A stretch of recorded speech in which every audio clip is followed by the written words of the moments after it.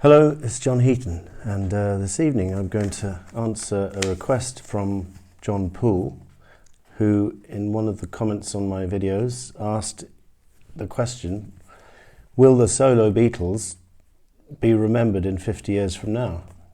So, and then he went on to argue quite a lot of length, the reasons why he didn't think the Solo Beatles would be remembered. Although he thought the group would be. So I think we'll start this video by assuming that the Beatles as a group will be remembered in 50 years from now. After all, it's already been 50 years since they split, so 50 years isn't that long. So maybe I'll extend it to 100 years from now. I'm confident, as I think most of us are, that the Beatles will be remembered. Question is, will the solo work which they did after the split be remembered? So the first question, I think, the first thing I would point out is I think all of the solo work will be available to future generations. I don't think there's any chance of it getting lost or, so I think with all this online stuff, if people want to dig out Sentimental Journey in 200 years' time from now, they'll be able to do it. Whether they choose to do so is another matter. So I think that's a good thing. So the question is, what makes a memorable song, or what makes a song last? Is it because it's commercial? Is it because it's good? Or is it because it's memorable, whatever that means? I know John Lennon in his lifetime, whenever he was told that such and such a song was commercial or a bigger hit than maybe he had or something, or talking about Paul's work, he would often refer to, well, so is John Denver, meaning just because it's commercial it doesn't mean it's good. Just because it sells 1 million copies doesn't mean it's necessarily good. I think we read today that Ken Dodd sadly passed away, but I didn't realise the third best-selling single of the 60s was from Ken Dodd in Britain, so that was interesting. Anyway, John made the point that a large proportion of Beatles fans are into the group work and don't particularly investigate the solo stuff. I don't know, haven't done the research, I'm not sure if that's 90% is true. It sounds a bit too high to me, because I know of a significant number of people who, when they get the Beatles bug, they follow it through and investigate everything, even the most obscure solo album. So whether that's just 10%, I don't know. It feels to me more, but then I'm maybe biased from my position. And then he went on to point out that maybe 40% are satisfied with compilations alone. And I think that may be true, because if you look on Spotify, the Beatles are not very high up in terms of what's been downloaded, and if you look what has been downloaded, it's just the well-known tracks. The lesser-known tracks do less well, and some people do survive on the Red and Blue album, or the One album. But I think it's fair to say that with the Beatles, you're really scratching the surface if you only go that far. And I know I'm biased, and I'm trying to be objective here and level-headed. But I think generations to come will, when they discover the Beatles, want to discover the original albums. And I'm not saying they're going to go out and buy vinyl in 100 years from now. Probably not, although it's possible.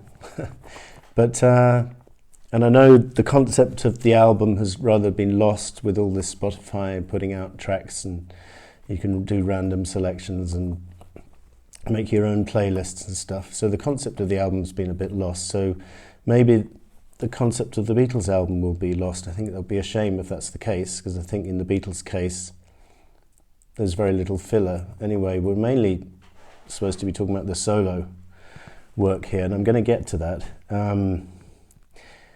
I think in many ways the Beatles' recorded work as a group is somewhat incomplete without viewing the solo careers, at least the first 10 years until John died,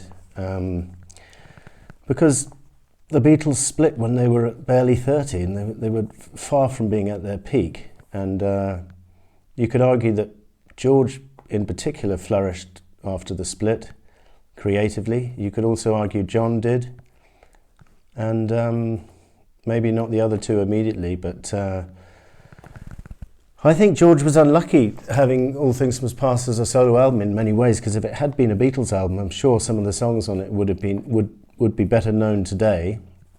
And maybe that's John's point, that because it's a solo track, it won't get remembered. But I think as time goes on, people are going to look at the songs, the quality of the songs, and the lines between the group and the solo will get blurred somewhat. I'm not saying people won't be able to differentiate, because obviously one song will be called The Beatles and one song will be a tribute to Paul McCartney or George Harrison. But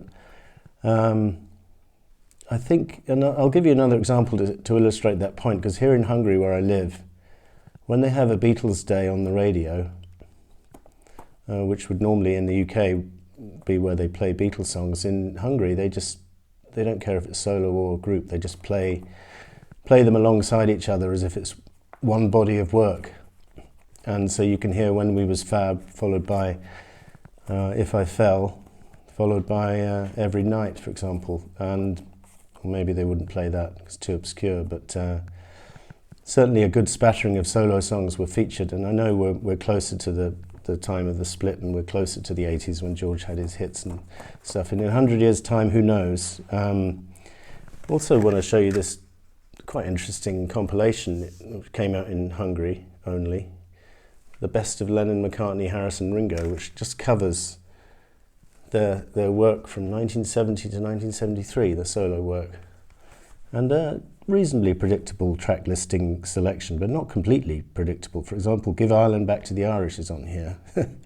And so is Monkberry Moon Delight. So I'm not sure who selected this track listing, but it's interesting. Where was I? So another thing to point out is, just because something has the Beatles label as a group, does it make it a better record? I think George was complaining about that in '69. He says, when the Beatles put out a group, I know it's a hit, but he didn't know whether it was that was the seal of quality, or whether it was just because it had the name of the Beatles on it. And you could pick a Beatles song and compare it to a solo song, and which is better. Like, for example, Hello Goodbye. Is it better than Maybe I'm Amazed? Probably not. Baby You're a Rich Man, is it better than Working Class Hero? I would argue not. So I think the solo tracks will stand up. In particular, I think Plastic Ono Band and All Things Must Pass, those two albums will stand the test of time and be listened to 100 years from now. And some of Paul's best work as well. So what else can we say? Live and Let Die, obviously one of Paul's best known songs, because of the James Bond Association and because Guns N' Roses did it. But if you look at which Paul's most popular song on Spotify, I think it's Wonderful Christmas Time, which is clearly not his best song. So I don't know if being remembered or getting the most hits on Spotify is necessarily a good thing or a bad thing, because obviously a track like Every Night or Maybe I'm Amazed or Uncle Albert is much better than Wonderful Christmas Time. Anyway, what else can I say to support my argument? The Beatles were only together for a short period, 8 years.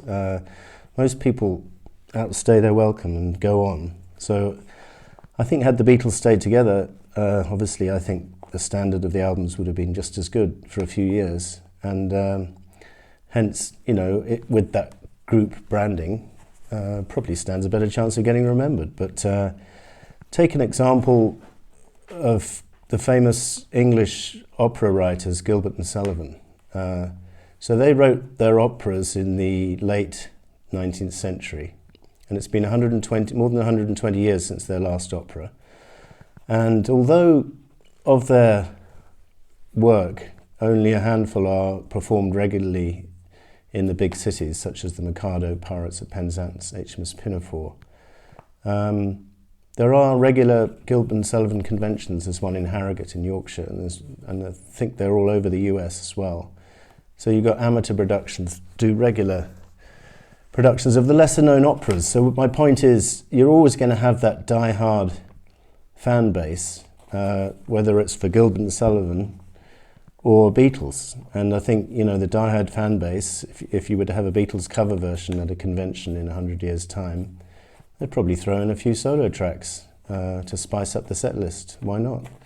I mean, in terms of songwriting quality, I think just a few songs which I think would be up to scratch in terms of being remembered would be Imagine from John, Most of Plasticona Band, Mind Games, Maybe I'm Amazed, My Sweet Lord from George, All Things Must Pass from George, Band on the Run, the song, even though it's been played to death, Let Me Roll It from the same album, Watching the Wheels from John, Give Me Love from George. Just a handful there which I think are absolute top-notch songs and will be remembered. And who's to know, because we won't be alive to say.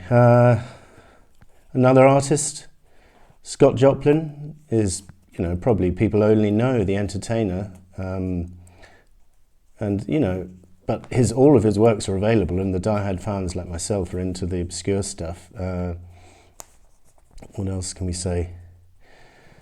The Rolling Stones, that's another interesting point. Will they be remembered? I think I read somewhere that they would be remembered more as a performing band than a studio band, but I think their best stuff will go down in history for sure. I think maybe I can illustrate. My best point is, if it's only the Beatles that are to be remembered, then George Harrison's songs will be limited to just a few, like Here Comes the Sun, Something, While My Guitar and Taxman, because those are his best-known Beatles songs. But is that really doing justice to George's career?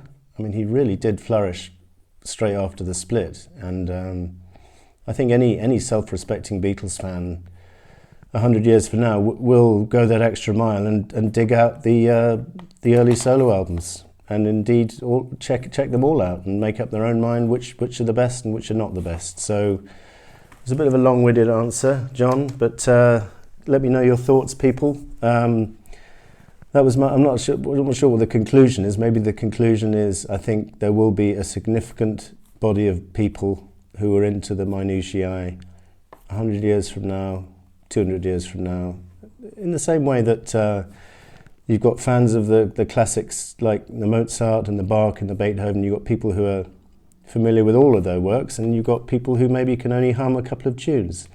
But it doesn't take away from the more obscure works from those greats. And I think the same is true of the solo Beatles work. I think it will be remembered to a lesser or greater extent, depending on the quality of the song involved. But it'll come down to songwriting at the end of the day, more than whether it was the group or the solo Beatles performing the particular song. So thanks for watching. See you next time.